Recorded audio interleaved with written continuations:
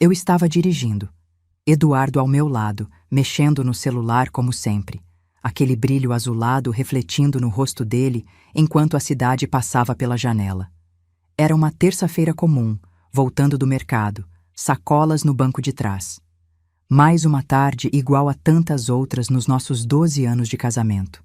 Então ele falou, sem tirar os olhos da tela: Renata, pega meu celular aí e vê aquela mensagem do pessoal do trabalho. Tá no WhatsApp. Peguei o aparelho que ele havia deixado no console. A tela acendeu com meu toque. Eu ia direto para o aplicativo, mas algo me fez parar. Ali, bem no topo da lista de conversas, estava meu próprio contato. Só que não estava escrito Renata, não era amor, não era meu bem, não era nem esposa. Estava escrito colega de cama. Senti como se tivesse levado um soco no estômago. O ar fugiu dos meus pulmões. Li de novo. E de novo. Achando que tinha entendido errado, que era outra pessoa, que era um mal-entendido ridículo. Mas não era. Era eu. Meu número. Minha foto. Aquela que tiramos em Campos do Jordão no ano passado, onde eu estava sorrindo com uma blusa de lã vermelha. E embaixo da foto, em letras frias e definitivas, colega de cama. Olhei para Eduardo. Ele continuava mexendo no celular dele, despreocupado, esperando que eu lesse a mensagem que ele tinha pedido. Como se nada tivesse acontecido. Como se eu não tivesse acabado de descobrir como ele me via. Achou a mensagem? Ele perguntou entediado, sem nem levantar os olhos. A voz dele soou distante, abafada pelo zumbido que tinha começado nos meus ouvidos. Eu estava ali, com o celular dele na mão, olhando para aquele contato, tentando entender o que diabos tinha acontecido com o meu casamento sem que eu percebesse. Renata? Ele chamou de novo, agora com um leve tom de impaciência. A mensagem do Rodrigo, tá lá? Eu pisquei, respirei e menti. Tá sim, deixa eu ler. Rolando a tela com as mãos tremendo, encontrei a bendita mensagem do trabalho. Algo sobre uma reunião na quinta-feira. Li em voz alta, mecânica, enquanto minha mente processava outra coisa completamente diferente. Eduardo apenas assentiu e voltou a mexer no próprio celular. Colega de cama. Colega. De cama. Não amor. Não companheira. Não esposa de 12 anos. Não mãe dos planos que a gente tinha feito juntos. Não mulher que acordava ao lado dele todos os dias. Colega de cama. Como se eu fosse... o quê? Uma conhecida? Uma situação provisória? Alguém que divide o espaço, mas não a vida? Eu devolvi o celular para o porta-copos sem dizer nada. Segurei o volante com mais força do que precisava. Senti o couro frio da direção nas minhas palmas suadas. Foquei na estrada, na faixa amarela, nos carros à frente, em qualquer coisa que não fosse a bomba que tinha acabado de explodir silenciosamente dentro do meu peito. Eduardo nem percebeu. Meu nome é Renata Moreira. Tenho 41 anos, sou professora de História em uma escola particular na Zona Sul de São Paulo. E até aquela terça-feira de março, eu acreditava que estava casada com o homem que amava. Na prática, eu descobri que estava apenas dividindo uma cama com alguém que já tinha saído do casamento há muito tempo, só que ninguém tinha me avisado. Eduardo e eu nos conhecemos na faculdade. Eu cursava História, ele Engenharia Civil. Nos encontramos numa festa de república, daquelas caóticas e barulhentas, mas de alguma forma conseguimos conversar a noite inteira sentados na escada da casa. Ele era engraçado, inteligente, ambicioso, falava sobre construir prédios que mudariam a paisagem da cidade, sobre criar algo que durasse gerações. Eu me apaixonei pela paixão dele, pela forma como os olhos dele brilhavam quando descrevia um projeto, pela segurança que ele passava, como se soubesse exatamente para onde estava indo. Nos casamos 3 anos depois, numa cerimônia simples no interior, na cidade onde minha mãe nasceu. Foi bonito, pequeno, cheio de promessas. Os primeiros anos foram bons, não perfeitos, casamento nenhum é, mas eram bons. Eu dava aula pela manhã Ele trabalhava em uma construtora e à noite a gente se encontrava em casa, cozinhava junto, assistia séries, fazia planos. Falávamos sobre ter filhos, sobre viajar para a Europa, sobre comprar um apartamento maior. A gente ria junto, dormia abraçado. Se importava, mas em algum momento, e eu não consigo dizer exatamente quando, tudo isso começou a desaparecer. Foi gradual, imperceptível, como uma planta que murcha devagar, folha por folha, e você só percebe que ela morreu quando já não há mais nada para salvar.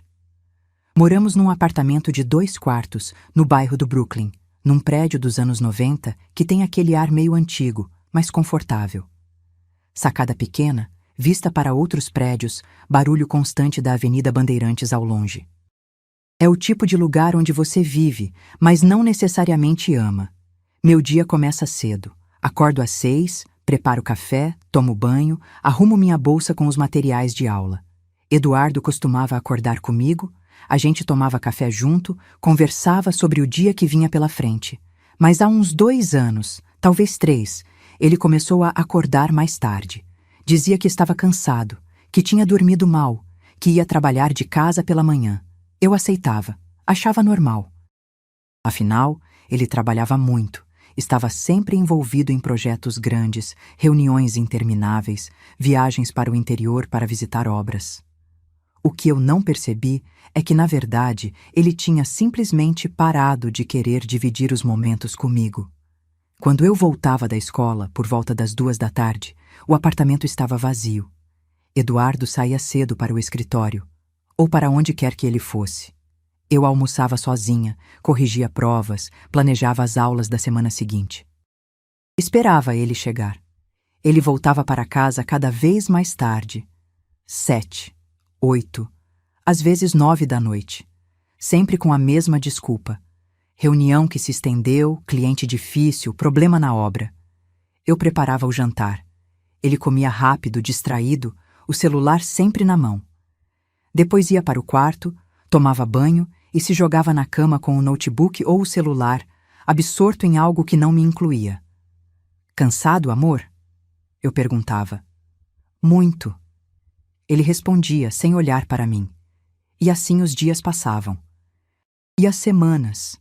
E os meses. Eu me tornei invisível na minha própria casa. Os sinais estavam todos lá. Eu só não queria ver. Eduardo parou de me tocar.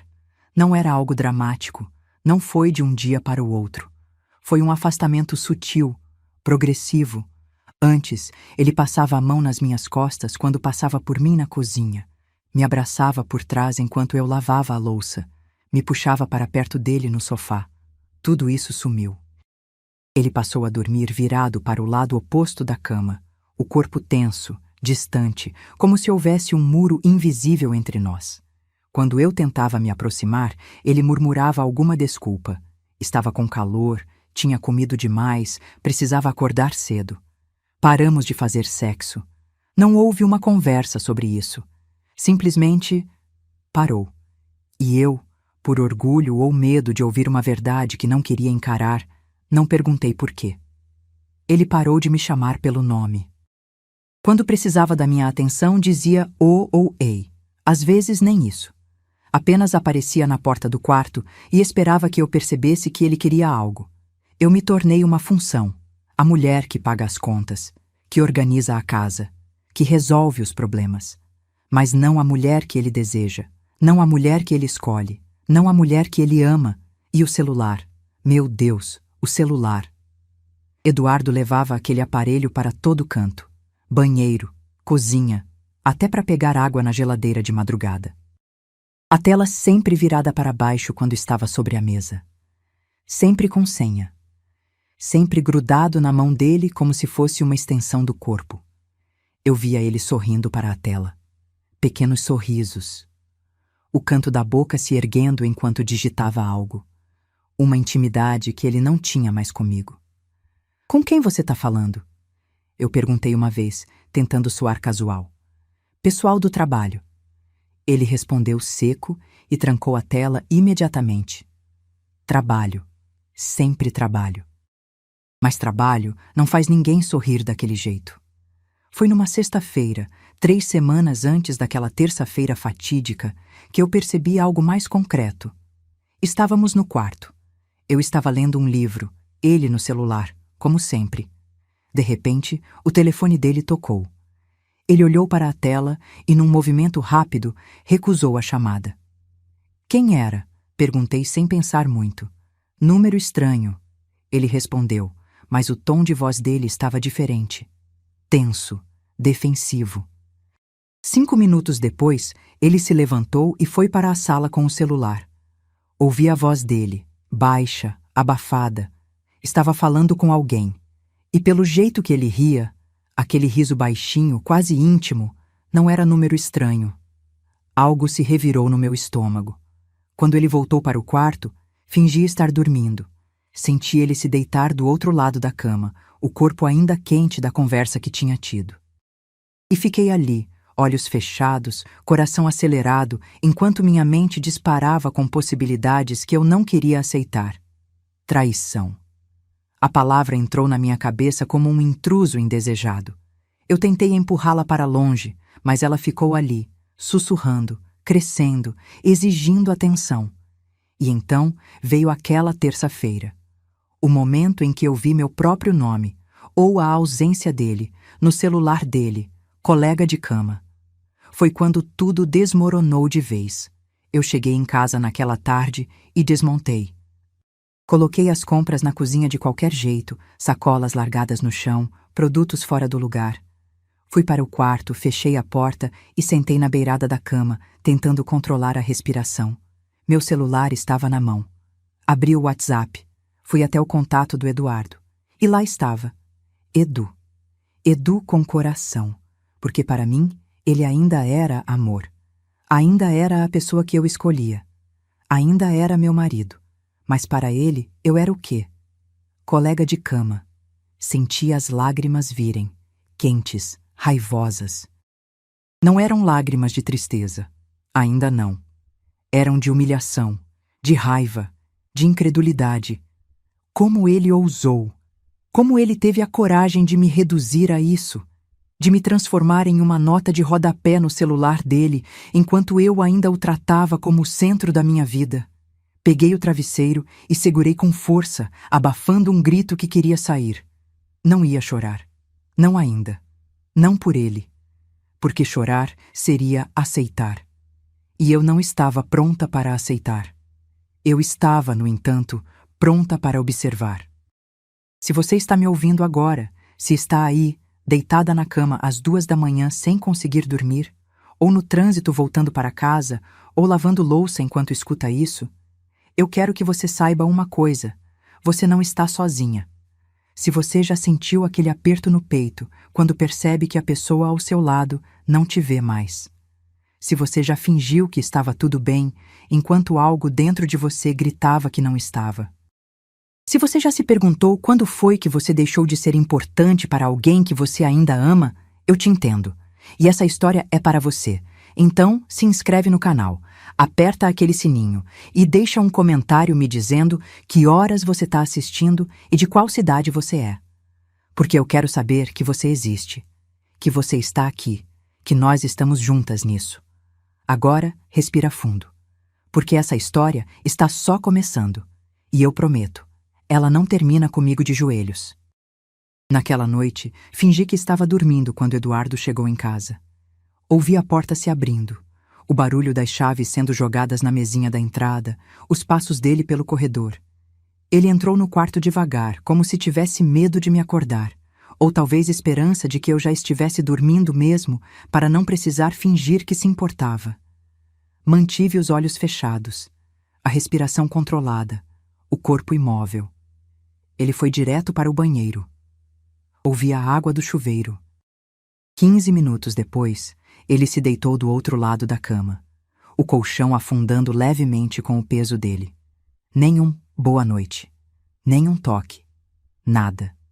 E ali, no escuro do nosso quarto, com o homem que eu ainda chamava de marido a poucos centímetros de distância, eu me senti completamente sozinha.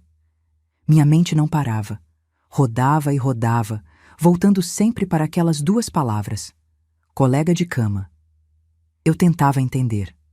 Tentava encontrar um contexto, uma explicação que tornasse aquilo menos doloroso. Mas não havia. Era exatamente o que parecia ser. Eu tinha sido rebaixada, reduzida, transformada em algo funcional, descartável, temporário. E o pior de tudo é que eu não tinha percebido quando isso aconteceu. Será que foi gradual? Será que houve um momento específico em que Eduardo olhou para mim e decidiu que eu não era mais digna de ser chamada de esposa, de amor, de qualquer coisa que indicasse afeto? Ou será que eu sempre fui isso para ele? Será que os 12 anos que eu achava que tínhamos construído juntos eram, na verdade, apenas eu me enganando sozinha? As lágrimas escorreram quentes pelo rosto, molhando o travesseiro. Eu não fazia barulho, não me movia. Apenas chorava em silêncio, enquanto ele dormia tranquilamente ao meu lado, completamente alheio, ou completamente indiferente, à dor que tinha causado. Na manhã seguinte, acordei cedo. Olhos inchados, cabeça pesada, um gosto amargo na boca que não era só do café que eu ainda não tinha tomado. Eduardo ainda dormia. Ou fingia que dormia. Não fazia diferença. Tomei banho. Me arrumei para o trabalho. Preparei café como sempre fazia, mas deixei apenas a minha xícara sobre a mesa. A dele deixei na máquina. Se ele queria café, que servisse ele mesmo. Pequenas rebeliões. Patéticas, talvez. Mas eram tudo o que eu tinha naquele momento. Quando estava saindo, ouvi a voz dele vindo do quarto. Renata, você não fez café? Parei na porta, respirei fundo e respondi, sem olhar para trás. Fiz, o seu tá na máquina. Não esperei resposta. Saí, fechei a porta e fui trabalhar. A escola foi um borrão naquele dia. Dei 3 aulas de história.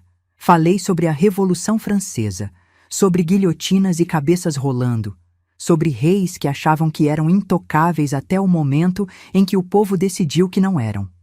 Engraçado como a história se repete, não é? Durante o intervalo, minha amiga Patrícia, que também é professora, da aula de português, se sentou do meu lado na sala dos professores. Você tá bem? Ela perguntou, estudando meu rosto com aquele olhar de quem conhece você há tempo suficiente para saber quando algo está errado. Tô. Menti, mexendo no café sem realmente beber. Renata. Patrícia, eu tô bem, só cansada. Ela não insistiu, mas vi o jeito que ela me olhou. Aquele misto de preocupação e hesitação de quem quer ajudar, mas não sabe como. Eu não estava pronta para falar. Ainda não.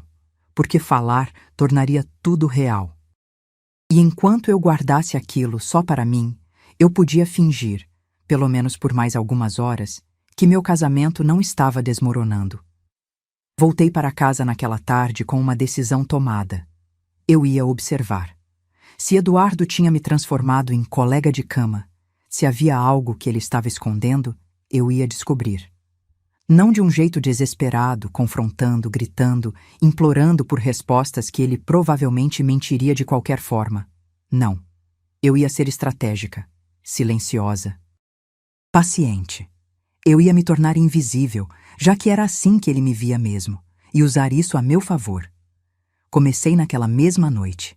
Eduardo chegou por volta das 8. Eu estava na cozinha, preparando o jantar como sempre fazia. Ele entrou, largou a pasta no sofá, pegou uma cerveja na geladeira e foi direto para o quarto sem dizer uma palavra. 10 minutos depois, ouvi a porta do banheiro se fechando. E então, ouvi o som abafado da voz dele. Ele estava falando com alguém. No banheiro. Com a porta fechada. Sequei as mãos no pano de prato e caminhei até o corredor em silêncio. Encostei perto da porta, o coração batendo tão forte que eu tinha medo que ele ouvisse. Não, amor, calma. Eu sei, eu sei. A voz dele estava baixa, suave, carregada de uma ternura que eu não ouvia direcionada a mim há anos. Amanhã a gente se vê, tá? Eu prometo. Vou dar um jeito. Amor.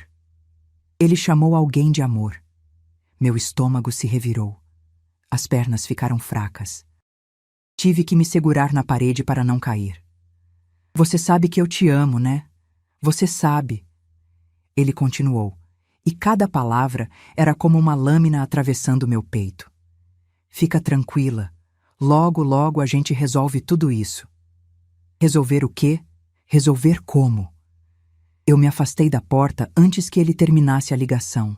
Voltei para a cozinha, as mãos tremendo enquanto voltava a mexer no molho do macarrão.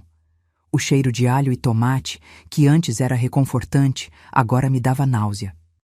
Quando ele saiu do banheiro, eu estava de costas para a pia, fingindo normalidade.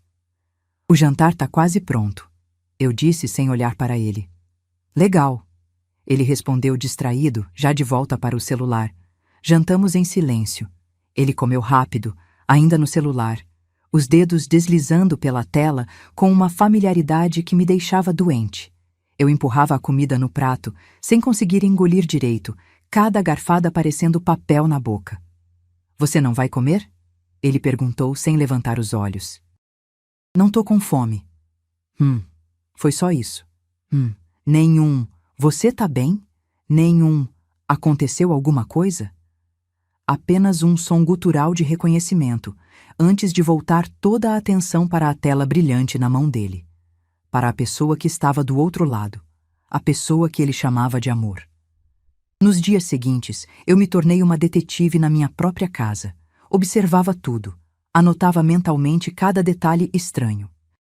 Cada comportamento que confirmava o que meu coração já sabia, mas minha mente ainda resistia em aceitar completamente. Eduardo começou a sair mais cedo pela manhã. Muito mais cedo. Às vezes às 6h30, 7 da manhã, dizendo que tinha reunião com o cliente antes do expediente. Reunião. Sempre reunião. Ele passou a chegar ainda mais tarde em casa, 9, 10 da noite.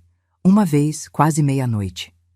Problema na obra, ele disse quando entrou e me encontrou ainda acordada na sala. Que obra? Perguntei testando. Ele hesitou. Apenas uma fração de segundo, mas hesitou. A do shopping, no Tatuapé. Tá tendo uns problemas com a fundação. Menti registrada, porque eu sabia que a obra do shopping tinha sido finalizada 3 meses atrás. Ele mesmo tinha comemorado. Ah, tá. Eu disse sorrindo levemente. Que chato. É. Ele concordou, aliviado que eu não tinha questionado mais, e foi para o quarto. Eu fiquei ali, na sala vazia, olhando para a porta por onde ele tinha sumido e senti algo começar a mudar dentro de mim. Não era mais só dor. Não era mais só confusão. Era raiva. Uma raiva fria, calculada, que começava a crescer nas sombras da minha decepção.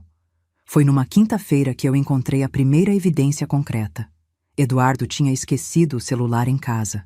Algo raro, considerando que aquele aparelho era praticamente grudado nele. Mas estava ali, na mesinha de cabeceira, vibrando de vez em quando com notificações.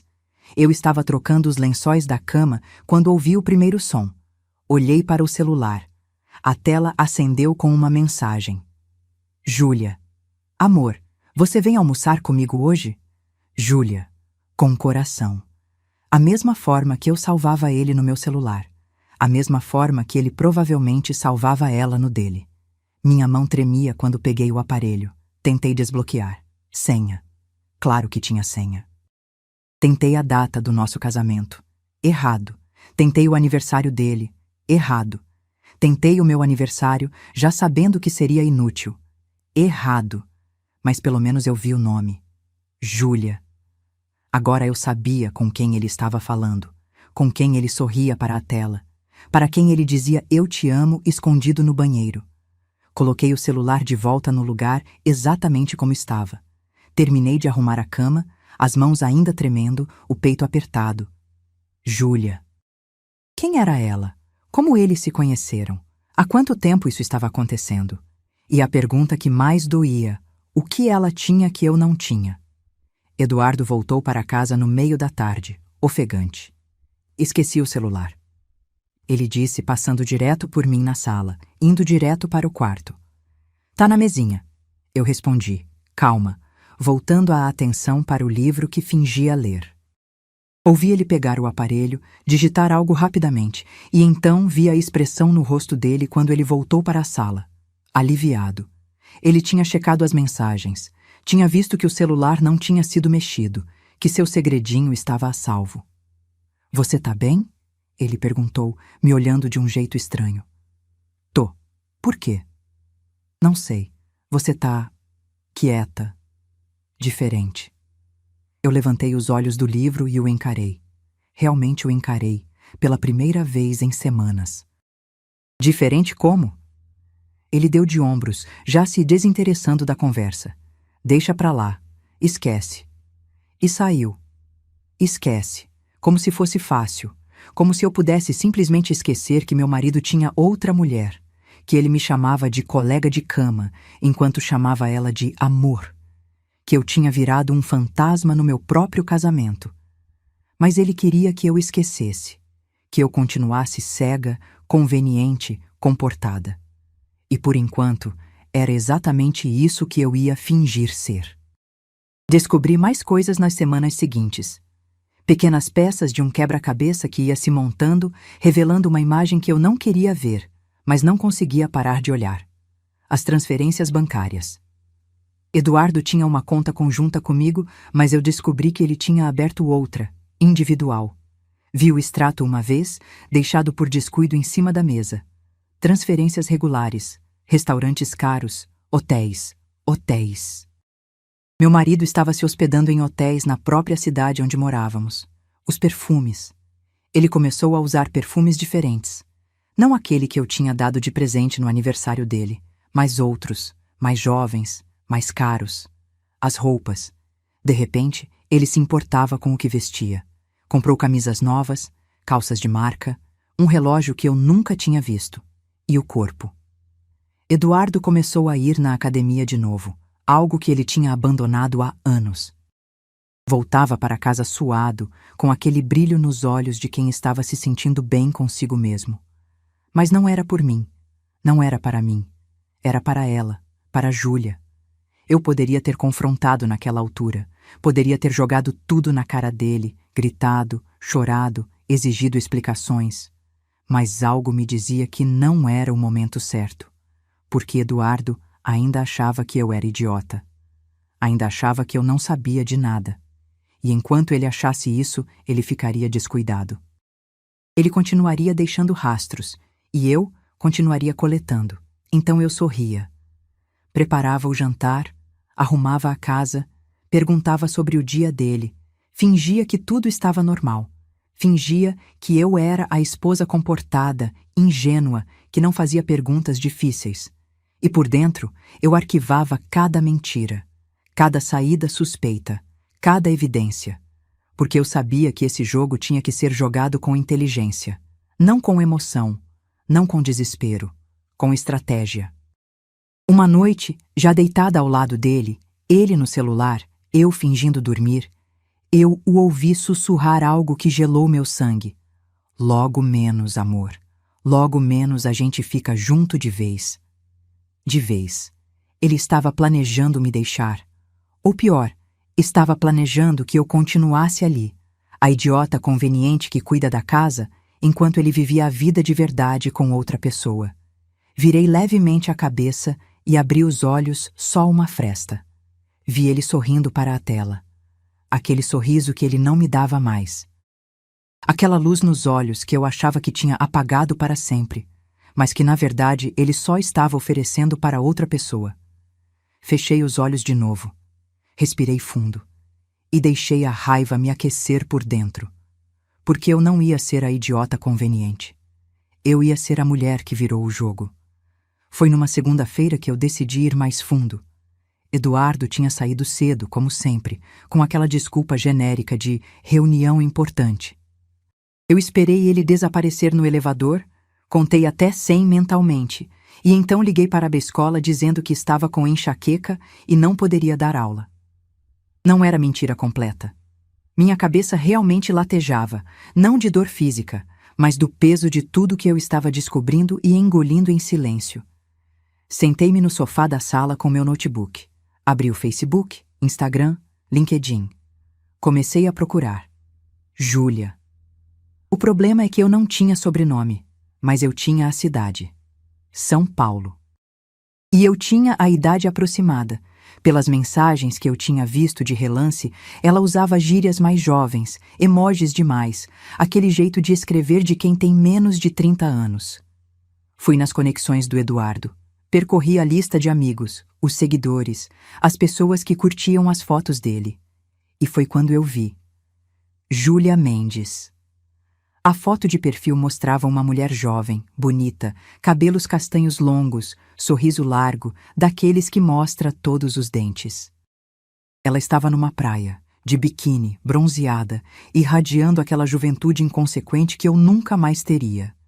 26 anos, dizia o perfil. 26. 15 anos mais nova que eu. Quase metade da idade dele. Senti algo se partir dentro do meu peito. Não era mais só traição. Era isso. Ele tinha me trocado por uma versão mais nova, mais bonita, mais descartável de mim mesma. Cliquei no perfil dela. Não éramos amigas, mas o perfil estava aberto, público. Fui rolando pelas fotos. Festas, viagens, restaurantes chiques, e em algumas delas, no fundo, desfocado, mas inconfundível, estava ele, Eduardo, meu marido. Numa foto de 3 semanas atrás, tirada num restaurante italiano em Moema, eu conseguia ver parte do rosto dele. O mesmo sorriso que ele tinha deixado de me dar. A mesma expressão de felicidade que eu achava que tinha sumido da vida dele, mas que estava ali, viva, radiante, oferecida para outra pessoa. Olhei a legenda da foto. Jantarzinho especial com meu amor, meu amor. Ela postava publicamente, ela não escondia. O que significava que ou Eduardo não se importava que as pessoas soubessem, ou ele tinha garantido para ela que logo estaria livre. Livre de mim. Continuei investigando. Os stories arquivados dela eram uma mina de ouro. Vídeos em carros. O carro dele, o Civic prata que eu ajudei a pagar. Fotos em hotéis, incluindo um que eu reconheci, o Renaissance, na Alameda Santos, onde a gente tinha ficado na nossa lua de mel. Ele a levou para o nosso hotel. Para o lugar que deveria ser nosso, especial, único, e transformou em cenário para a traição. Senti a bile subir na garganta. Fechei o notebook com força e corri para o banheiro, caindo de joelhos em frente ao vaso, vomitando tudo que tinha no estômago. Café, raiva, humilhação. Quando não havia mais nada para sair, fiquei ali, apoiada na parede fria do banheiro, as lágrimas finalmente caindo sem controle. 12 anos. 12 anos da minha vida entregues para um homem que me substituiu como quem troca de carro. Mais novo, mais bonito, mais emocionante. E o pior é que eu tinha ajudado a construir o homem que ele era hoje. O Eduardo que eu conheci na faculdade era esforçado, ambicioso, mas inseguro. Eu estive ao lado dele quando a carreira decolou, quando ele foi promovido. Quando abriu a própria empresa de consultoria em engenharia. Eu segurei a mão dele nas noites de dúvida. Eu comemorei cada vitória como se fosse minha. E agora, no auge da vida dele, quando ele finalmente tinha tudo o que sempre quis, ele decidiu que eu, a mulher que estava lá desde o início, não era mais digna de estar ao lado dele. Colega de cama. Porque era só isso que eu era. Uma presença conveniente. Alguém que esquentava o lado da cama quando a amante não estava disponível. Levantei do chão do banheiro e lavei o rosto com água fria. Olhei para o espelho. A mulher que me encarava de volta tinha olhos vermelhos, inchados, cabelos bagunçados. Mas havia algo novo no olhar. Algo que não estava lá antes. Determinação. Porque naquele momento, entre as lágrimas e a dor, eu tomei uma decisão. Eu não ia implorar. Não ia me humilhar. Não ia fazer cena. Não ia competir com uma garota de 26 anos por um homem que claramente já tinha feito sua escolha. Eu ia fazer algo muito melhor. Eu ia me preparar, juntar provas e sair dessa com a cabeça erguida e todos os direitos que eu merecia. Sequei o rosto, prendi o cabelo e voltei para o notebook. Hora de trabalhar. Nos dias seguintes, virei uma versão de mim mesma que eu não conhecia. Estratégica, fria, focada. Comecei pelos papéis. Fui até o escritório dele, o pequeno cômodo que ele usava em casa para trabalhar, e revirei tudo: pastas de documentos, extratos bancários, contratos. Descobri que ele tinha transferido boa parte das economias da conta conjunta para a conta individual. Mais de 150 mil reais. Dinheiro que era metade meu, conquistado com meu salário também, agora escondido de mim.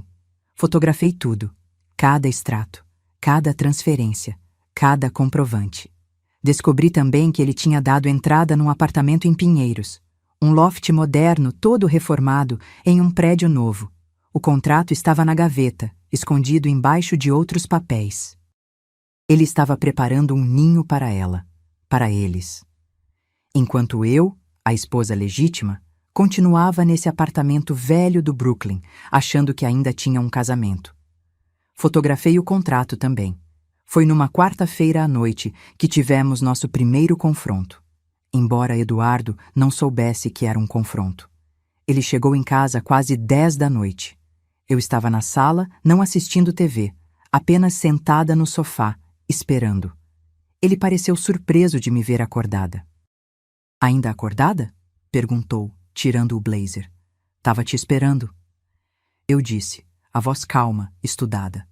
Algo no meu tom deve ter chamado a atenção dele, porque ele parou, me olhando com uma expressão que eu não conseguia decifrar completamente. Cautela, talvez. Ou culpa. "Aconteceu alguma coisa?" ele perguntou. "Senta aqui." Eu dei um tapinha no sofá ao meu lado. Ele hesitou. Por um segundo, vi o pânico passando pelos olhos dele. Ele achava que eu sabia, que eu tinha descoberto, que esse era o momento do confronto. Mas então eu sorri. Um sorriso pequeno, controlado, e disse: "Calma, só quero conversar." Ele relaxou visivelmente e se sentou, mantendo uma distância segura entre nós. "Sobre o quê?" "Sobre nós," eu disse, virando-me para encará-lo. "Você não acha que a gente tá distante?" Vi a expressão dele se fechando. Aquela cara de quem não quer ter uma conversa séria sobre o relacionamento. "Renata, eu tô cansado. Foi um dia longo. A gente pode..." "Quando foi a última vez que a gente saiu juntos?" Eu interrompi, mantendo o tom leve, quase casual. "Só nós dois. Um jantar, um cinema, qualquer coisa." Ele passou a mão pelo rosto, um gesto de irritação mal disfarçada. "Eu não sei. Ando muito atarefado com o trabalho, você sabe disso." "Sei." Eu assenti. "Mas o trabalho vai sempre estar aí, Eduardo. E a gente? A gente vai estar?"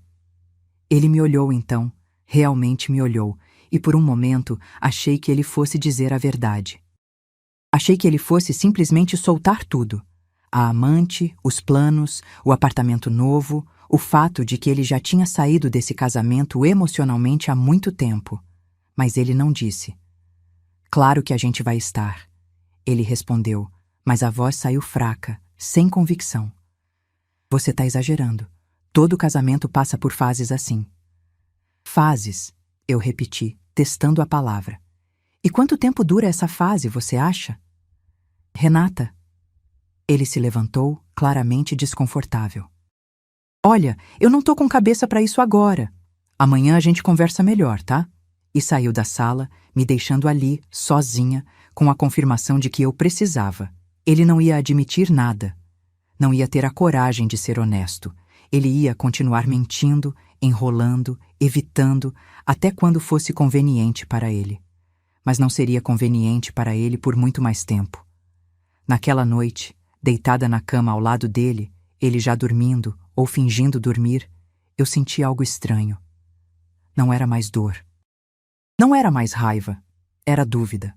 Dúvida se eu estava fazendo a coisa certa. Se eu deveria continuar com esse plano silencioso, juntando provas, preparando minha saída. Ou se eu deveria simplesmente confrontá-lo, gritar, chorar, fazer a cena que parte de mim desesperadamente queria fazer.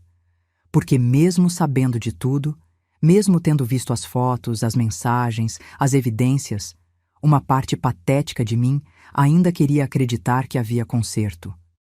Que se eu falasse com ele, se eu mostrasse o quanto estava sofrendo, talvez ele acordasse. Talvez ele percebesse o que estava perdendo. Talvez ele me escolhesse de novo. Olhei para ele no escuro, o perfil do rosto dele relaxado no sono. As mesmas feições que eu tinha amado por tanto tempo. O homem que eu tinha escolhido passar o resto da vida. E me perguntei, quando foi que eu deixei de ser suficiente? O que tinha de errado comigo? Eu tinha engordado alguns quilos ao longo dos anos, sim. Tinha rugas que não existiam quando a gente se conheceu. Meu corpo não era mais o de uma garota de 20 e poucos anos. Mas eu era eu. A mesma pessoa que ele disse que amava. A mesma que ele jurou no altar que ficaria na saúde e na doença, na alegria e na tristeza. Aparentemente, aquilo tinha prazo de validade. E o meu tinha vencido. As lágrimas escorreram silenciosas. Eu deixei. Porque ali, no escuro, ninguém estava vendo. Ninguém ia me julgar pela fraqueza. Pela saudade do que a gente foi um dia. Pela dor de aceitar que aquilo tinha acabado, mesmo eu não querendo. Acordei no dia seguinte com uma certeza. Eu não podia fraquejar. Se eu desse espaço para a dúvida, para o e se, eu ia me perder. Ia começar a me culpar. A achar que talvez, se eu fosse diferente, melhor, mais jovem, mais interessante, ele não teria me traído. Mas a verdade é que não tinha nada de errado comigo. Tinha algo de errado com ele, com as escolhas dele, com o caráter dele. Então eu sequei as lágrimas, levantei da cama e voltei ao trabalho. Liguei para uma amiga advogada, doutora Márcia, que eu conhecia da época da faculdade. Marcamos um café. Nos encontramos numa padaria em Moema, longe do meu bairro, onde ninguém que eu conhecesse provavelmente estaria. Márcia chegou pontual, elegante como sempre. O cabelo grisalho cortado num Chanel moderno, óculos de grife, postura de quem lutou muitas batalhas e venceu a maioria delas. Renata. Ela me abraçou e no abraço dela senti algo que não sentia há semanas, acolhimento genuíno. Fazia tempo. O que houve? Sentamos. Pedi um café e então, pela primeira vez desde que tudo começou, eu contei. Não para chorar, não para desabafar, mas para me preparar. Contei sobre o contato no celular, sobre Júlia, sobre as transferências de dinheiro, sobre o apartamento novo, sobre tudo. Márcia me ouviu em silêncio, fazendo anotações ocasionais num caderninho pequeno. Quando terminei, ela tirou os óculos e me olhou com uma expressão que mesclava empatia e pragmatismo. Você quer se divorciar dele? Não foi uma pergunta. Sim. E você quer fazer isso do jeito certo, com provas, com garantias de que você não vai sair perdendo. Exatamente. Ela assentiu, colocando os óculos de volta. Você fez bem em me procurar antes de fazer qualquer coisa. Muitas mulheres confrontam no calor do momento e perdem a chance de se proteger legalmente. Ela abriu o caderno e começou a me dar instruções. Você vai precisar de mais do que você já tem.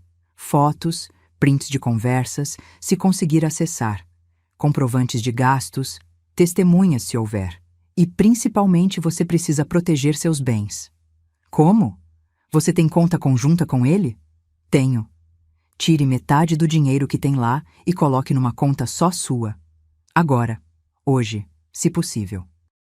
Porque se ele decidir esvaziar essa conta antes de você, você vai ficar sem nada até a justiça resolver. E isso pode demorar meses. Senti um frio na espinha.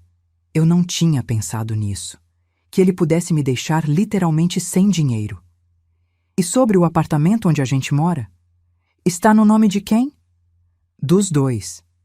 Ótimo. Você tem direito a continuar morando lá ou vender e dividir o valor. Mas anota isso. Não saia de casa. Não importa o quanto fique difícil, não saia.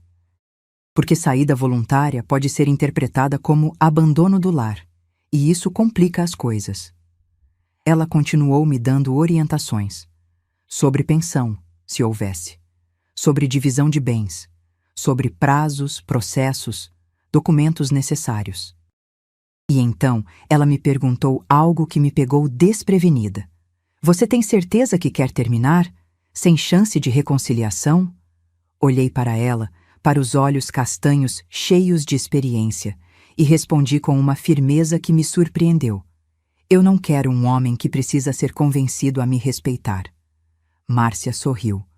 Um sorriso pequeno, mas aprovador. Então você já tomou a decisão certa. Agora é só executar. Voltei para casa naquela tarde com um plano.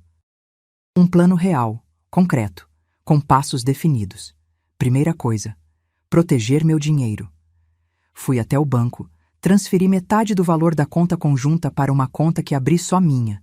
53 mil reais. Não era muito, mas era meu. E ninguém ia tirar isso de mim. Segunda coisa, continuar coletando evidências. Eu precisava de mais. Prints de conversas seriam ideais, mas o celular dele era inacessível. Então eu foquei no que eu podia conseguir. Mais extratos, mais comprovantes de gastos suspeitos, mais fotos do perfil público dela onde ele aparecia. Terceira coisa, me preparar emocionalmente, porque eu sabia que quando eu entregasse os papéis do divórcio, ia ser guerra. E eu precisava estar pronta para não recuar, para não deixar ele me manipular, me fazer sentir culpada, me convencer de que eu estava exagerando. E última coisa, escolher o momento certo. Porque eu não ia simplesmente entregar os papéis numa manhã qualquer. Não. Isso tinha que ser pensado, estratégico. Um momento em que ele não esperasse, em que ele estivesse desprotegido, em que a verdade caísse sobre ele com todo o peso que ela merecia. 2 semanas se passaram. 2 semanas de normalidade falsa, de jantares silenciosos, de bom dia mecânicos, de mentiras dele que eu não contestava mais porque já sabia a verdade.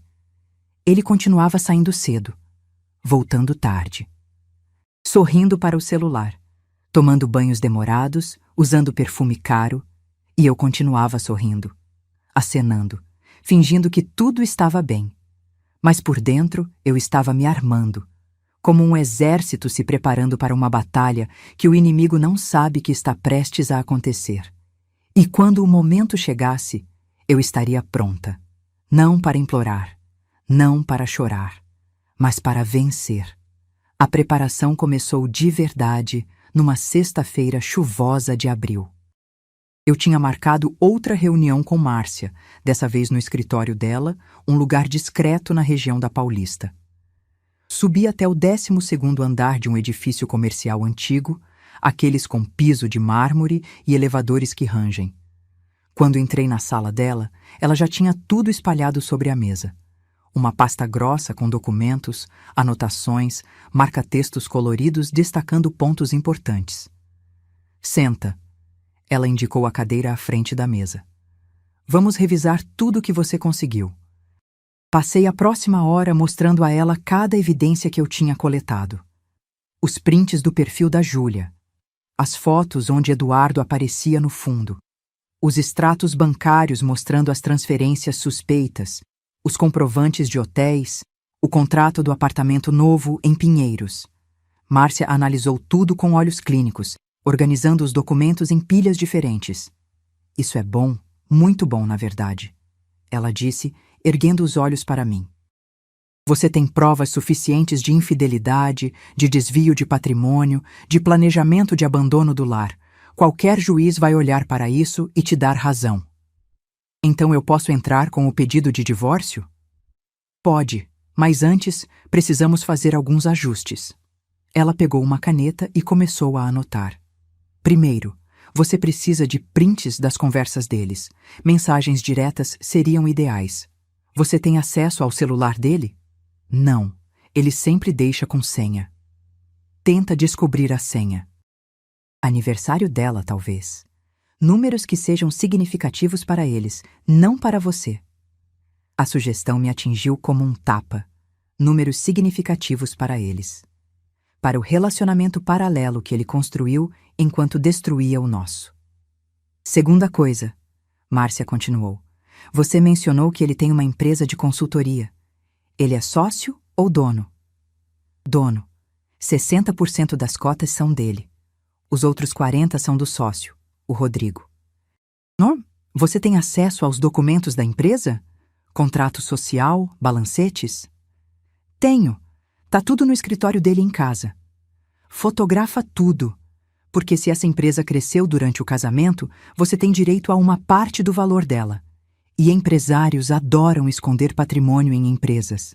Precisamos garantir que ele não está fazendo isso. Anotei mentalmente cada instrução, cada passo, cada detalhe que faria a diferença entre sair dessa situação como vítima ou como mulher que soube se proteger. E tem mais uma coisa. Márcia se inclinou sobre a mesa, o olhar sério.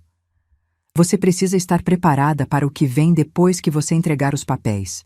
Ele vai reagir. Pode ser com raiva, com negação, com tentativas de te manipular. Pode até fingir que quer salvar o casamento só para ganhar tempo e esconder mais bens. Você precisa ser forte, não pode vacilar. Eu não vou vacilar, eu disse, mas minha voz saiu menos firme do que eu gostaria. Márcia deve ter percebido porque ela suavizou a expressão e disse: Renata, eu sei que é difícil. 12 anos não é pouco tempo, mas você precisa entender uma coisa. O Eduardo que você amou, o homem com quem você casou, ele não existe mais. Ou talvez nunca existiu da forma que você pensava. O homem que está dividindo a cama com você agora é outra pessoa. E essa pessoa não te respeita. Então você não pode dar a ele a oportunidade de te convencer do contrário. Engoli em seco. Ela estava certa. Eu sabia que estava. Mas ouvir aquilo em voz alta tornava tudo tão... final. Quanto tempo até a gente dar entrada no divórcio? Perguntei, mudando de assunto antes que a emoção me traísse. Mais uma semana para você conseguir as últimas evidências, principalmente as conversas, se possível. Depois, eu preparo a petição inicial, você assina e a gente protocola. A partir daí, ele vai ser citado e o processo começa oficialmente. 1 semana. 7 dias para coletar o que faltava. Para me fortalecer. Para me preparar para a explosão que viria quando ele descobrisse que eu sabia, que eu sempre soube, que eu tinha passado 1 mês inteiro juntando cada pedaço de evidência da traição dele enquanto ele achava que eu era cega. Voltei para casa com uma lista mental de tarefas. A primeira, o celular dele. Naquela noite, quando Eduardo saiu para comprar cigarro, ele tinha voltado a fumar, mais um sinal de que algo estava diferente na vida dele. Eu me tranquei no banheiro e tentei pensar. A senha. 6 dígitos, provavelmente. O que seria significativo para ele agora? Tentei me lembrar das datas nas fotos do perfil da Júlia. A primeira foto em que ele aparecia era de fevereiro. Dia 14. Dia dos namorados. Tentei. 1424. Fevereiro de 2024. Poderia ser. Anotei no celular. Tentei pensar em outras combinações. O aniversário dela, eu não sabia, mas talvez estivesse no perfil. Voltei ao Instagram dela, procurei nos destaques dos stories, e lá estava. Aniver 26, do dia 23 de março. 12/3/03/99. Se ela fazia 26 agora, tinha nascido em 1999. Anotei também. Quando Eduardo voltou, eu já estava deitada, fingindo ler um livro. Ele entrou no quarto, o cheiro de cigarro grudado na roupa, e foi direto para o banheiro. O celular dele ficou na mesinha de cabeceira. Meu coração acelerou. Era agora ou nunca. Esperei ele abrir o chuveiro. O barulho da água começou a correr. Peguei o celular dele com mãos tremendo. Primeira tentativa, 1004.224. Errado. Segunda tentativa, 2003.398. Errado. Merda. Tentei combinações. 2303. Errado. 1402. Errado. Ouvi a água do chuveiro parando. Pânico. Larguei o celular de volta no lugar exato onde estava. Eduardo saiu do banheiro enrolado na toalha, o cabelo ainda molhado, e pegou o celular sem nem olhar para mim. Trancou-se no closet para se vestir. Mais uma mudança recente. Ele que sempre se trocava na frente de mim sem cerimônia. Tentativa falha. Mas eu não ia desistir. Foi no sábado seguinte que a oportunidade apareceu de novo. Eduardo tinha saído para resolver umas coisas no escritório. Sábado. Quem trabalha no escritório num sábado de sol? Eu disse que ia ao mercado, mas fui direto para um café próximo da empresa dele, no Itaim. Estacionei o carro de onde conseguia ver a entrada do prédio. E esperei. 2 horas depois, ele saiu. Mas não estava sozinho. Júlia. Era a primeira vez que eu a via pessoalmente. E ela era exatamente como nas fotos. Jovem, bonita, cheia de vida. Ela ria de algo que ele tinha dito, a mão dela entrelaçada na dele com uma intimidade que me fez sentir fisicamente doente. Eles entraram no carro dele, o carro que eu ajudei a pagar, e saíram. Segui de longe. Eles foram para o tal apartamento em Pinheiros, o ninho de amor que ele estava preparando. Estacionei na rua de cima, de onde conseguia ver a entrada do prédio. Tirei foto, com timestamp, com geolocalização, mais evidências para a pilha que só crescia. Fiquei ali por 1 hora, depois 2, pensando em entrar, em subir até o apartamento, em bater na porta e fazer a cena que parte de mim desesperadamente queria fazer. Mas eu não fiz, porque aquilo seria sobre emoção, sobre raiva, sobre dor no momento. E eu precisava que fosse sobre justiça, sobre estratégia, sobre vencer. Então, fotografei, anotei o horário e fui embora. Quando Eduardo chegou em casa naquela noite, quase 10 horas, com a desculpa de que o trabalho tinha se estendido, eu estava sentada na sala, tranquila, assistindo um filme. Oi, ele disse, surpreso de me ver acordada de novo. Oi, como foi o trabalho? Cansativo. Imagino, eu sorri. Pegou o trânsito voltando? Um pouco. Você sabe como é sábado à noite. Mentira atrás de mentira, tão naturais, tão bem ensaiadas. Você comeu? Perguntei, já sabendo a resposta. Comi. Pedi uma pizza lá no escritório. Mais mentira. Eu tinha visto eles entrando num restaurante japonês na Faria Lima antes de irem pro apartamento. Que bom, eu disse, voltando a atenção para a TV. Eu vou dormir daqui a pouco. Boa noite. Ele pareceu aliviado que eu não estava fazendo perguntas, que eu não estava pegando no pé, que eu estava sendo a esposa conveniente, fácil, que não dá trabalho. Idiota dele. Na segunda-feira, contei tudo para Patrícia. Ela era a única amiga que sabia o que estava acontecendo. Eu tinha segurado isso de todos os outros, família, outras amizades, porque não queria opiniões. Não queria gente tentando me convencer a dar mais uma chance, a lutar pelo casamento, a não jogar 12 anos fora. Patrícia era diferente. Ela tinha se divorciado 3 anos atrás de um casamento abusivo. Ela entendia. Nos encontramos no intervalo, na sala dos professores vazia. Você tá conseguindo dormir? Ela perguntou, estudando meu rosto. Mal. Você tá emagrecendo. Eu sei. Ela segurou minha mão sobre a mesa. Renata, eu vou te dizer uma coisa que eu gostaria que alguém tivesse me dito quando eu estava passando pelo meu divórcio. Não importa o quanto você se prepare, não importa quantas provas você junte, não importa o quão forte você esteja. Quando chegar a hora de assinar os papéis e acabar oficialmente, vai doer. Muito. E tá tudo bem sentir essa dor. Não significa que você é fraca. Significa que você é humana. Senti as lágrimas queimando nos olhos, mas não deixei cair. Eu só quero que isso acabe logo. Eu sei, mas você tá fazendo certo. Não confrontou no calor do momento. Não deu a ele a chance de esconder as coisas. Você foi esperta, e quando tudo terminar, você vai sair disso inteira, e ele vai entender o que perdeu. Você acha que ele vai se arrepender? Patrícia fez uma pausa antes de responder. Sinceramente, não sei. Talvez sim, talvez não. Mas sabe o que importa mais?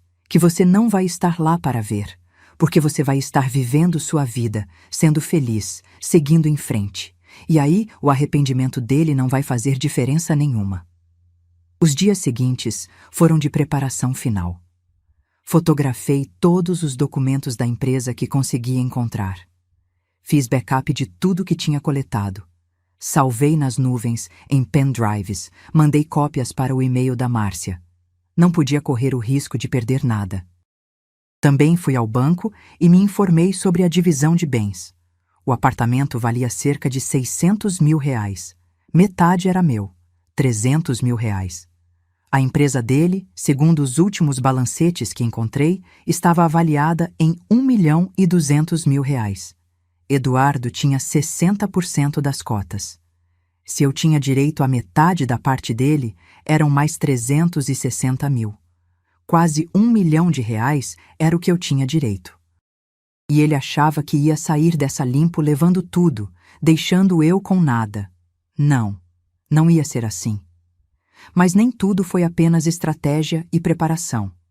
Houveram momentos de fraqueza. Como naquela quinta-feira à noite, quando eu estava passando roupa dele, ironicamente, e encontrei no bolso de uma camisa um bilhete. Te amo, obrigada pela tarde linda, J. A letra era feminina, caprichada, com um coraçãozinho desenhado depois do J. Segurei o bilhete, as mãos tremendo, li de novo, e de novo. Te amo. Ela amava ele. E ele provavelmente amava ela também. Porque ninguém passa tanto tempo com alguém, ninguém constrói uma vida paralela, ninguém planeja um futuro novo se não houver sentimento envolvido.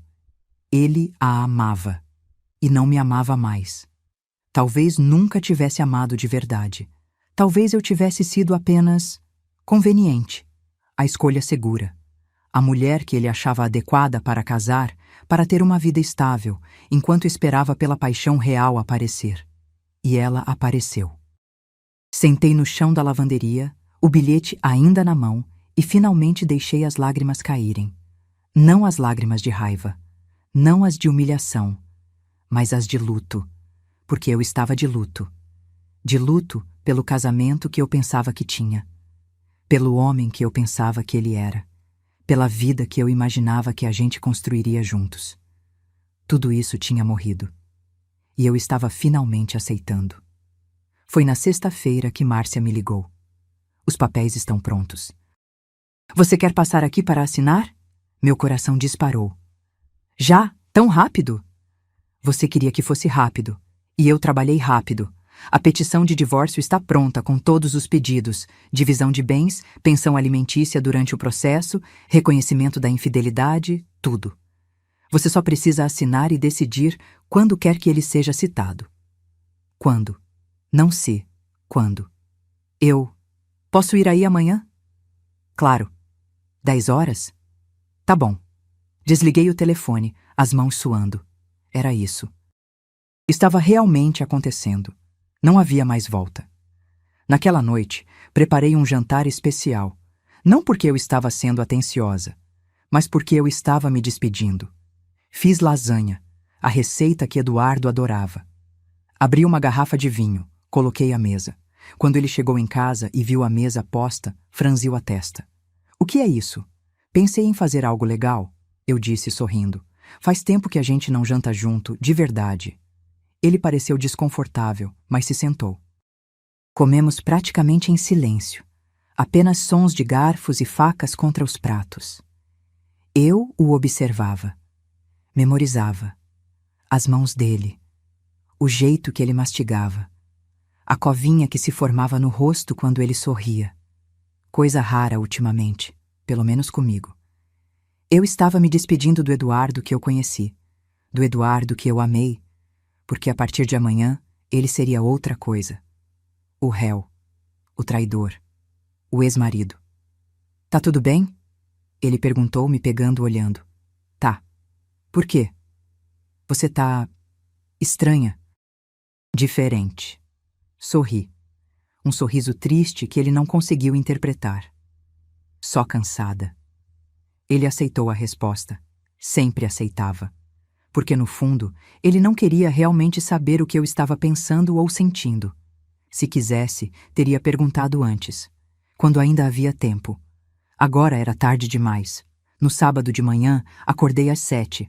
O sol ainda não tinha nascido completamente, apenas uma claridade tímida entrando pela janela do quarto. Eduardo dormia profundamente ao meu lado, alheio ao fato de que aquele era o último dia em que acordaríamos como marido e mulher. Levantei em silêncio. Tomei banho. Vesti uma roupa que me fazia sentir forte. Uma calça social preta, uma blusa branca, sapato de salto. Como se estivesse me vestindo para uma reunião importante. E, De certa forma estava. Saí de casa sem fazer barulho. Deixei um bilhete na cozinha. Saí cedo. Volto mais tarde. Simples. Direto. Sem explicações. Porque eu não devia mais explicações a ele. Cheguei no escritório da Márcia às 10 em ponto. Ela me esperava com um envelope pardo sobre a mesa. Grosso, pesado, cheio de páginas que ditariam o fim oficial de 12 anos da minha vida. Pronta? Ela perguntou, gentil, mas direta. Respirei fundo. Pronta. Sentei. Ela abriu o envelope e espalhou os documentos na mesa. A petição inicial de divórcio. 17 páginas detalhando cada razão, cada pedido, cada evidência. Comecei a ler.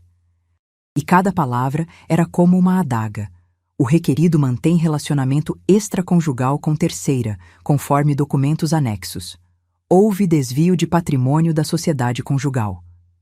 A requerente descobriu em março de 2025 que o requerido a havia renomeado em seu celular como colega de cama, demonstrando desrespeito e desconsideração. Ver tudo escrito ali, em linguagem jurídica fria e técnica, tornava tudo tão real, definitivo. Não havia mais espaço para dúvida, para e se, para talvez. Estava acabado. Preciso assinar onde? Minha voz saiu mais firme do que eu esperava. Márcia indicou os lugares, 6 assinaturas no total. A cada uma, senti algo se soltando dentro de mim. Não era alívio exatamente. Era mais como aceitação. Quando terminei, Márcia guardou tudo de volta no envelope. O oficial de justiça vai na casa de vocês na segunda-feira para citá-lo oficialmente. Você quer estar presente? Não. Vou marcar um jantar no domingo à noite. Quero entregar pessoalmente antes. Márcia ergueu as sobrancelhas. Tem certeza? Geralmente é melhor deixar o oficial fazer isso. É mais seguro. Eu tenho certeza. Eu quero olhar nos olhos dele quando entregar. Quero que ele saiba que eu sabia, que eu sempre soube. Ela hesitou, mas então assentiu. Tudo bem, mas tenha cuidado. Se ele reagir mal, saia de casa, vá para um lugar seguro e me ligue imediatamente. Pode deixar. Ela me entregou uma cópia dos papéis, já com minhas assinaturas. Guardei no fundo da bolsa, como se carregasse uma bomba prestes a explodir. E, de certa forma, estava. Passei o resto do sábado planejando. O jantar seria no domingo à noite. Eu pediria comida. Não ia me dar ao trabalho de cozinhar para ele. Alguma coisa boa, de um restaurante que a gente gostava. Uma última refeição. Ensaiei mentalmente como seria. O que eu diria. Como reagiria. Imaginei cada cenário possível. Ele choraria, gritaria, negaria, tentaria me convencer de que eu estava louca, ou simplesmente aceitaria, aliviado de que finalmente estava livre para viver a vida que realmente queria? Não sabia.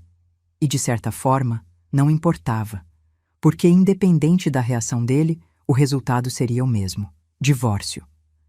Domingo amanheceu ensolarado, irônico, considerando que era o dia em que eu planejava destruir completamente a fachada de normalidade que ainda mantínhamos. Eduardo passou o dia em casa, coisa rara.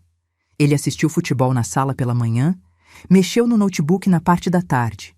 Eu fingi ler um livro, mas na verdade estava apenas contando as horas. Às 7 da noite, liguei para o restaurante italiano e pedi a entrega. Lasanha, salada, aquele pão de alho que ele adorava. E uma sobremesa. Tiramisu. Doce para a traição amarga. A comida chegou às 8. Coloquei tudo na mesa, arrumei os pratos, as taças de vinho. Eduardo apareceu na porta da cozinha surpreso. De novo? Ele perguntou, referindo-se ao jantar especial da sexta passada. Achei que seria legal. Eu disse sorrindo.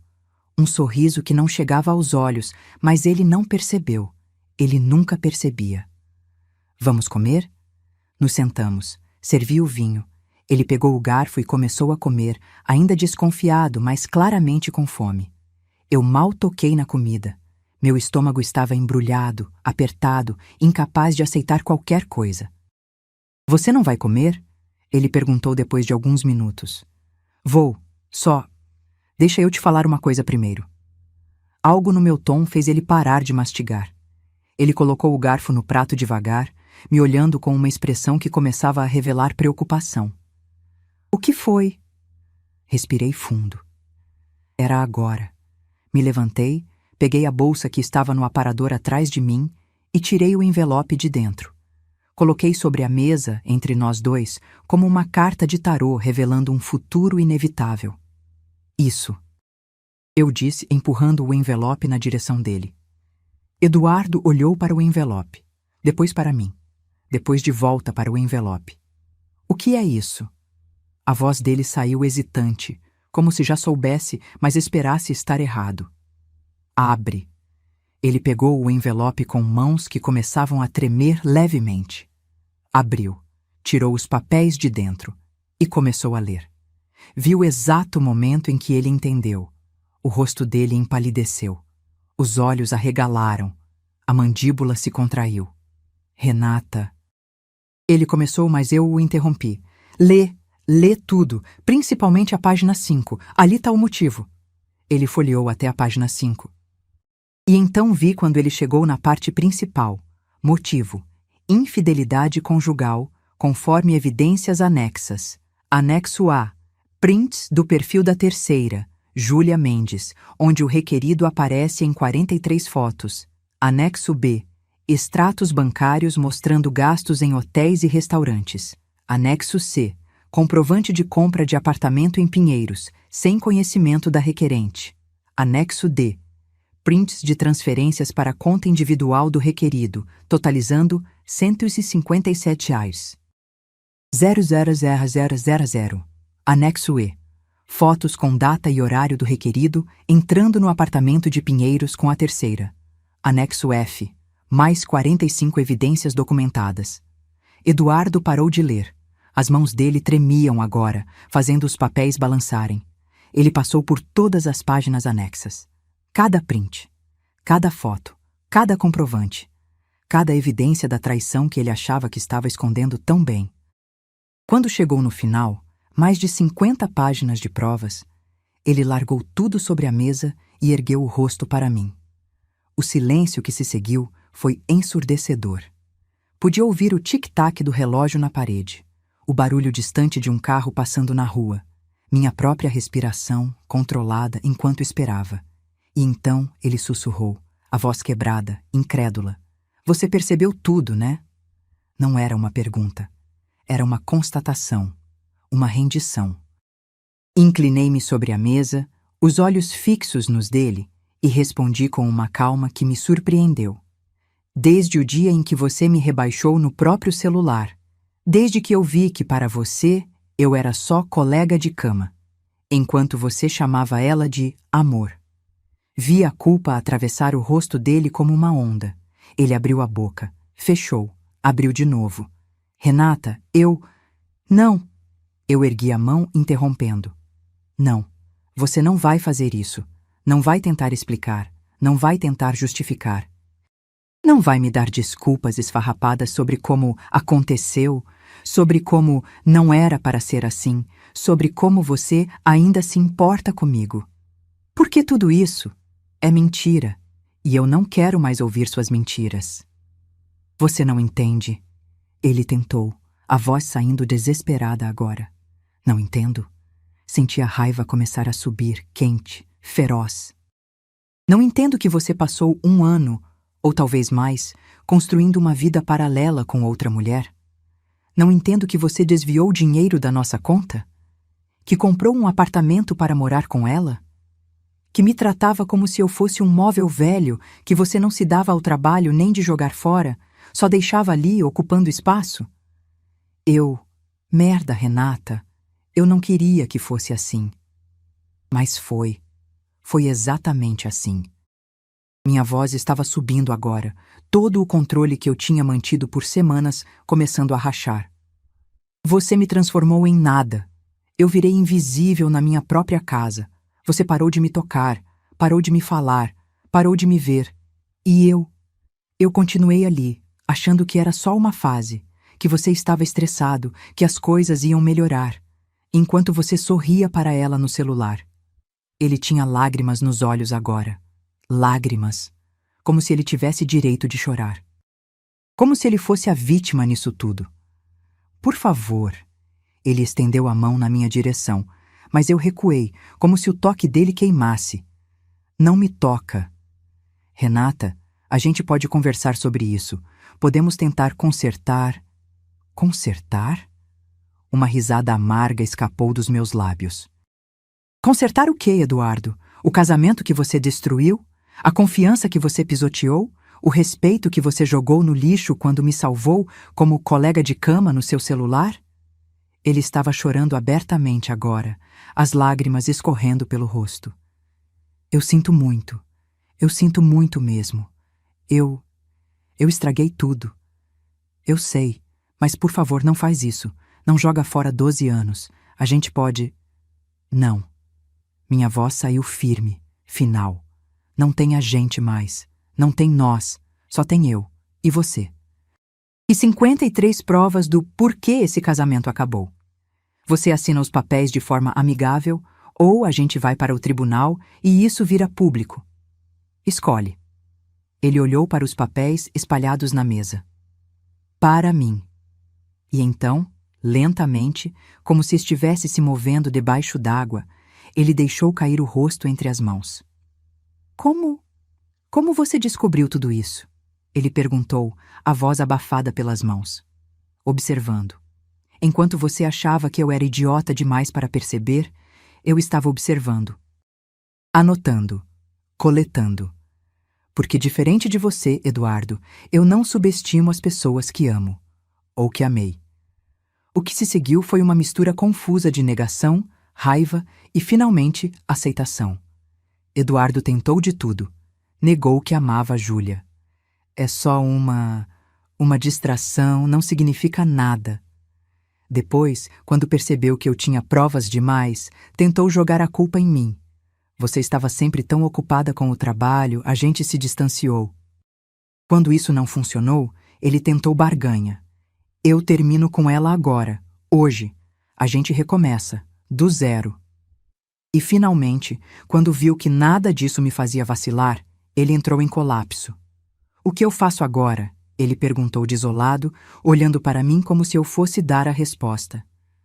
Como se eu fosse confortá-lo na dor que ele mesmo causou. Você assina os papéis e sai da minha casa. Renata, não. Você ouviu o que eu disse. Esse apartamento tá no nome dos dois, mas você vai sair hoje. Agora. Pega suas coisas e vai para aquele loft em Pinheiros que você comprou. Ou vai para a casa dela. Não me importa. Mas você não dorme mais aqui. Você não pode me expulsar da minha própria casa? Posso. E vou. E se você se recusar, eu chamo a polícia e mostro todas essas evidências para eles. Mostra para os vizinhos. Mostra para sua família. Mostra para o Rodrigo, seu sócio, que provavelmente não sabe que você desviou o dinheiro da empresa para bancar sua vida dupla. Vi o pânico nos olhos dele. Porque sim, tinha isso também. Eu tinha descoberto nas últimas verificações que ele tinha feito retiradas, não autorizadas da empresa. Mais um item para a lista de erros dele. Tá bom, ele disse finalmente derrotado. Tá bom, eu vou. Ele se levantou da cadeira, as pernas fracas, se segurando na mesa para não cair. Olhou uma última vez para mim, como se esperasse que eu mudasse de ideia, que eu dissesse que era tudo uma piada cruel, mas eu só o encarei, firme, resoluta, e então ele saiu. Ouvi ele no quarto, abrindo gavetas, jogando roupas numa mala. Ouvi o zíper fechando. Os passos dele voltando para a sala. Ele parou na porta, segurando a mala, o rosto vermelho e inchado de tanto chorar. Ele começou. Vai, eu disse. Só vai. E ele foi. A porta se fechou atrás dele com um clique suave. Final. Fiquei ali, parada no meio da sala, ouvindo os passos dele se afastando no corredor. O elevador chegando, as portas se abrindo, se fechando. E então, silêncio. Um silêncio que não era vazio, era cheio, cheio de possibilidades, de recomeços, de liberdade. Olhei para a mesa de jantar, a comida fria, as taças de vinho intocadas, os papéis do divórcio espalhados. E, finalmente, depois de semanas segurando, eu deixei cair. Não de joelhos, não em desespero. Eu me sentei no sofá, abracei um travesseiro e chorei. Chorei por tudo que eu perdi, por tudo que eu achava que tinha e nunca tive de verdade. Pelo tempo desperdiçado, pelas ilusões desfeitas. Mas também chorei de alívio, porque estava acabado. Finalmente estava acabado. Não precisava mais fingir, não precisava mais observar em silêncio, não precisava mais dormir ao lado de alguém que me via como colega de cama. Eu era livre. E pela primeira vez em muito, muito tempo, consegui respirar fundo sem sentir o peito apertar. 3 meses depois, eu estava sentada no escritório da Márcia, assinando os papéis finais do divórcio. Eduardo tinha concordado com tudo. Não houve briga judicial, não houve tribunal. Ele sabia que se entrássemos numa guerra, ele perderia. As provas eram demais, irrefutáveis. Recebi minha parte do apartamento, R$300 mil.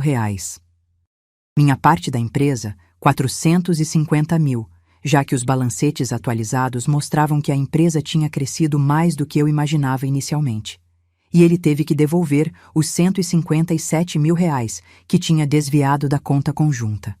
No total, quase R$1 milhão, o suficiente para recomeçar, para viver com dignidade, para nunca mais depender de homem nenhum. Vendi o apartamento do Brooklyn. Não conseguia mais olhar para aquelas paredes sem lembrar de tudo que tinha acontecido ali. Comprei um menor, mais aconchegante, em Vila Mariana. Só meu. Cada móvel escolhido por mim. Cada cor de parede decidida por mim. Nenhum fantasma do passado nas gavetas. Eduardo se mudou definitivamente para o loft de Pinheiros com Júlia. Soube por terceiros que eles ficaram juntos. Oficialmente. Postando fotos nas redes sociais como qualquer casal feliz.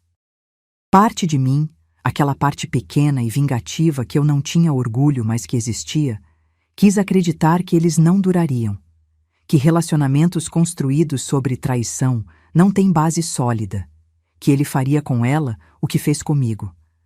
Mas a verdade é que não importava. Eles podiam ser felizes para sempre ou terminar na semana seguinte. Não fazia diferença na minha vida, porque eu tinha seguido em frente. Patrícia esteve ao meu lado durante todo o processo. Nos fins de semana, ela me levava para sair. Cinema, restaurantes, caminhadas no parque. Pequenas coisas que me lembravam que a vida continuava, que havia alegria além da dor, que eu não estava sozinha.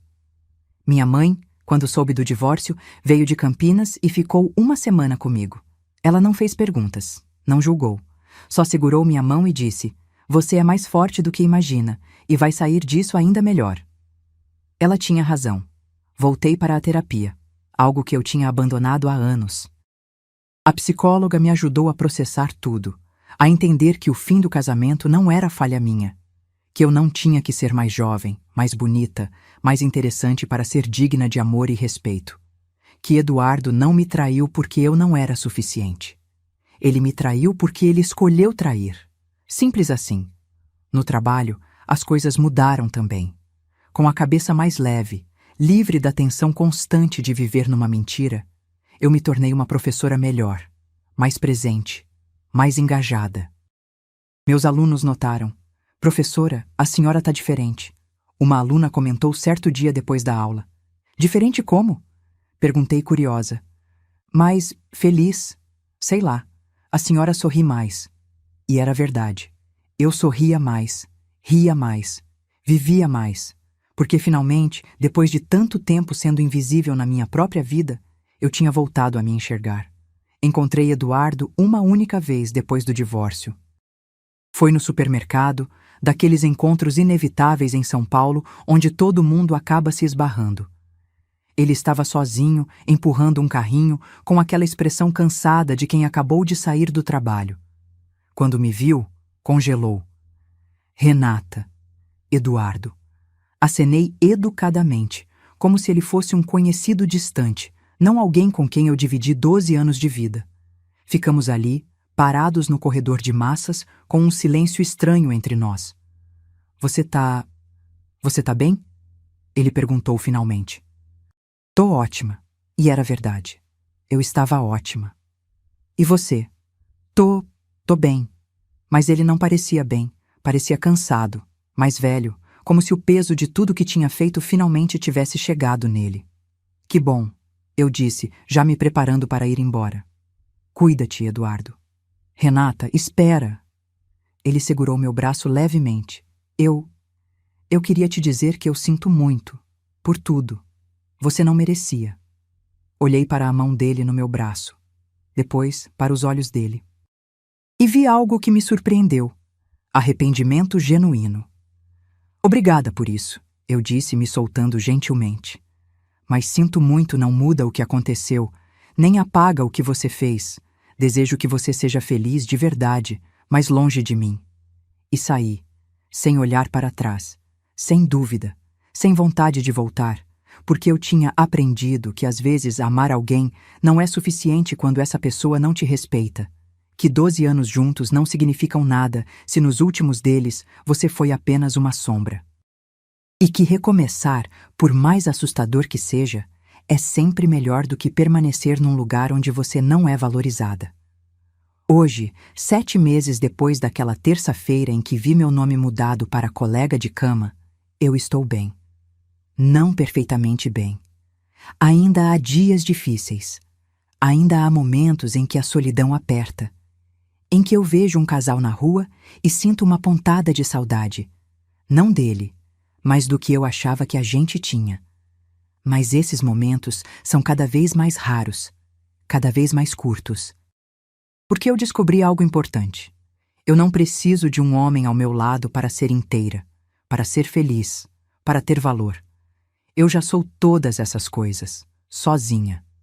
E se um dia aparecer alguém que me veja, que me valorize, que me trate como prioridade, não como opção, será bem-vindo. Mas se não aparecer, tudo bem também. Porque eu aprendi que é melhor estar sozinha do que mal acompanhada. Aprendi que dignidade não se negocia. E aprendi que nenhum homem, por mais que você o ame, vale você perder a si mesma. Se você está me ouvindo agora e está passando por algo parecido, se você vive com alguém que não te valoriza, que não te respeita, que te faz sentir invisível, eu quero que você saiba, você merece mais. Não importa a idade que você tem. Não importa há quanto tempo você está nesse relacionamento. Não importa o medo que você sente de recomeçar. Você merece ser vista, ser amada, ser respeitada. E se a pessoa ao seu lado não está te dando isso, então talvez seja a hora de você dar isso para si mesma. Porque a vida é muito curta para ser vivida como coadjuvante na sua própria história. Então se inscreve no canal se você ainda não é inscrita. Deixa seu like nesse vídeo se ele te tocou de alguma forma. E comenta aqui embaixo me dizendo de que cidade você é e se essa história te fez pensar em alguma coisa na sua própria vida. Porque eu leio todos os comentários. E eu quero saber de você.